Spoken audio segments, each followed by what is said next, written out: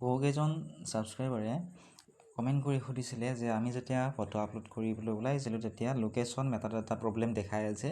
গতিকে কিহৰ বাবে আমাৰ মোবাইলত এই প্ৰব্লেমটো দেখাইছে। গতিকে ভিডিঅ'টি শেষলৈকে চাই থাকা, গোটেইখিনি সলিউশ্যন তোমালোকে এই ভিডিঅ'টিতে পাবা। লোকেশ্যন মেটাডাটা প্ৰব্লেমটো নেদেখুৱাবৰ বাবে তোমালোকে GPS মেপ কেমেৰা ইউজ কৰিব লাগিব। আৰু বহুতেই কৈছে যে আমি GPS মেপ কেমেৰা ইউজ কৰিছোঁ, কিন্তু তথাপিও এইটো প্ৰব্লেম হৈ আছে। GPS মেপ কেমেৰা ইউজ কৰাৰ পিছত যেতিয়া আপোনালোকে ফটো এখন ক্লিক কৰে, ফটোখন ক্লিক কৰাৰ পিছত আপোনালোকে কিছু সময় ৱেইট কৰিব। ৱেইট কৰাৰ পিছত তাত আপোনালোকৰ লেটিটিউড, লংটিটিউড গোটেইখিনি তাত আহি যাব, আৰু সেইখিনি অহাৰ পিছত আপোনালোকে ফটোখন ছেভ কৰিব।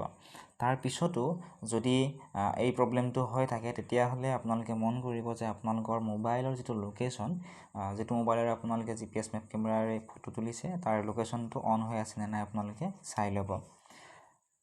আৰু লোকেশ্যন অন হোৱাৰ পিছতো যদি এই প্ৰব্লেমটো দেখুৱাই থাকে, তেতিয়াহ'লে আপোনালোকে যিটো মোবাইলেৰে সেই ফটোখন আপলোড কৰিছে, সেই মোবাইলটোৰে আপোনালোকে GPS মেপ কেমেৰা ইউজ কৰি ফটোখন ক্লিক কৰিব। বেলেগ মোবাইলেৰে ক্লিক কৰাৰ পিছত হোৱাটছআপত ল'লে বহুতৰে এইটো প্ৰব্লেম দেখাই আছে।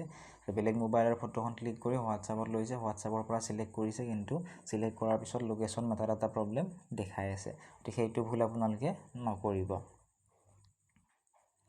আৰু এইখিনি কৰাৰ পিছতে আপোনালোকৰ প্ৰব্লেমটো নিশ্চয় ছল্ভ হ'ব। তাৰপিছতো যদি কিবা প্ৰব্লেম থাকে কমেণ্ট ছেকশ্যনত জনাবলৈ নাপাহৰিব।